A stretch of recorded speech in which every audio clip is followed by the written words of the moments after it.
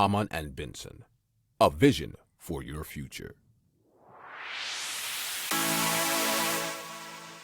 Le journal des stratèges. Boris Kalt.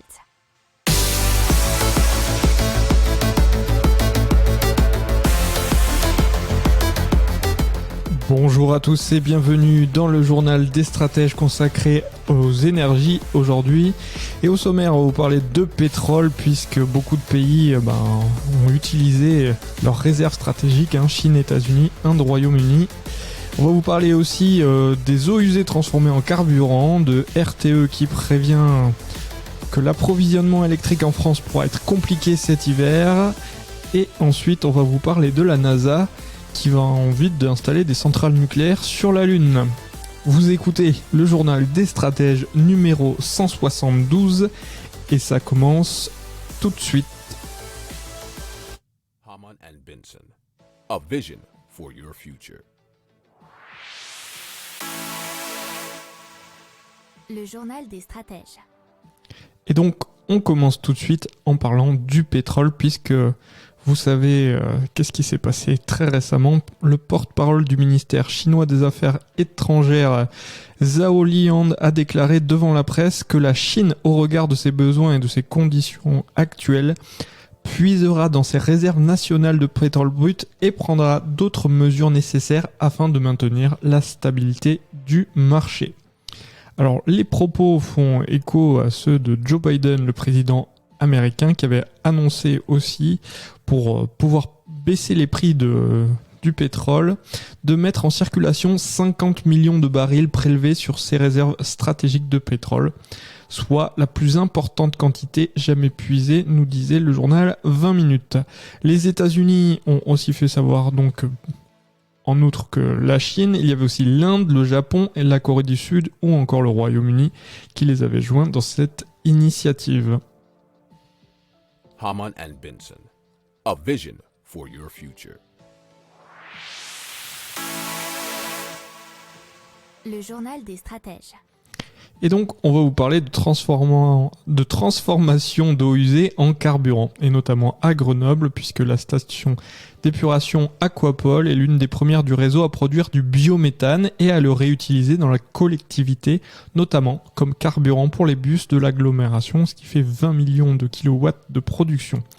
D'après la Grenoble-Alpes Métropole, la station Aquapol permet depuis 2016 d'alimenter 60 bus, l'équivalent de 2500 foyers en énergie. Alors du côté d'Annecy, c'est la station d'épuration qui produit l'équivalent d'énergie nécessaire à 1500 foyers. Un projet qui a été démarré en 2014, qui était l'un des pionniers en France. C'est ce que nous explique un article du journal Positiveur. L'objectif fixé par la loi énergie-climat du 9 novembre 2009 est d'atteindre les 8% de biogaz d'ici 2028 dans la part des énergies renouvelables. Hamann and Benson, a vision for your future. Le journal des stratèges. Allez, on continue en parlant électricité puisque RTE, le réseau de transport de l'électricité, prévoit un hiver sous vigilance particulière pour l'approvisionnement des Français en électricité. Et effectivement, il nous informe qu'il y a eu un retard dans les travaux de maintenance du parc nucléaire et que le gestionnaire prévoit qu'entre 5 et 15 réacteurs seront à l'arrêt cet hiver sur les 56 que compte la France. Résultat, l'approvisionnement en électricité sera tendu et cela sur tout 2022. Alors qu'est-ce qu'il prévoit ? Il prévoit que si l'électricité venait à manquer, il pourrait prendre plusieurs mesures. Alors l'incitation aux éco-gestes, une baisse de tension sur l'ensemble du réseau ou encore, en dernier recours, disent-ils, des coupures d'électricité ciblées. Et ça, c'était dans un article de Europe1.fr. Hamann and Benson, a vision for your future. Le journal des stratèges. Allez, on continue avec la NASA qui prévoit d'installer du nucléaire sur la Lune. Et cela afin d'atteindre des niveaux de production bien supérieurs aux panneaux solaires qui sont pour le moment utilisés. La NASA pense envoyer sur la Lune des petits réacteurs nucléaires. Et c'est pas la première fois que les Américains reparlent du nucléaire ces derniers temps, puisque si vous avez suivi le journal des stratèges la semaine dernière, on vous a parlé de Bill Gates, qui développait déjà des mini-centrales nucléaires aux États-Unis, enfin des mini façon de parler, mais des plus petites centrales nucléaires que celles qu'on a en France par exemple. Ces derniers pourront produire une quantité d'électricité impressionnante, de quoi faire vivre aisément 1 ou 2 foyers habités avec tout le matériel nécessaire, puisque c'est dans l'idée de laisser une population sur la Lune plutôt que faire des allers-retours en permanence. Enfin, pour l'instant, il n'y a pas d'aller-retour, puisqu'il n'y a personne qui y va. Afin d'arriver à concrétiser ce projet, la NASA a lancé un appel à projet avec pour objectif de trouver un partenaire pour monter ce projet hors norme.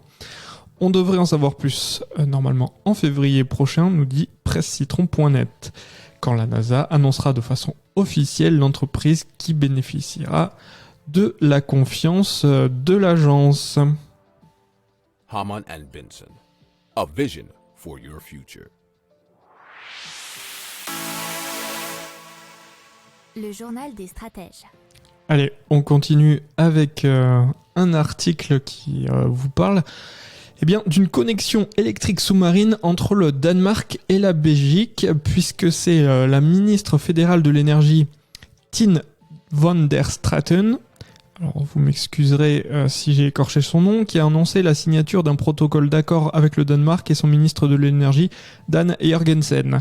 Concrètement, les deux pays seront reliés par un câble sous-marin appelé Triton Link, et bien sûr en référence au roi des mers.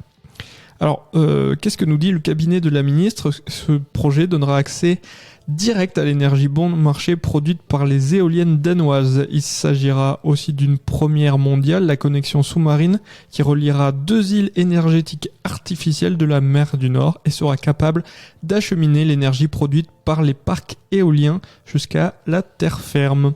Alors, l'opération coûterait environ 1 milliard de dollars, nous dit le journal lalibre.be. D'après Elia, la construction devrait durer environ 4 ans et finaliser vers 2030.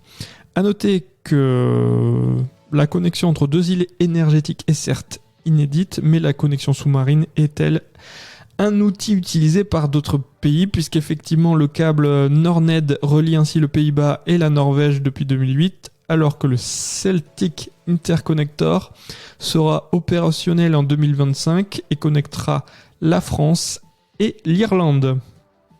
Hamann and Benson. A vision for your future.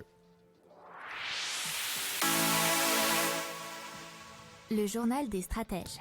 Voilà, c'est tout pour aujourd'hui. On se retrouve demain pour plus d'infos. Ciao.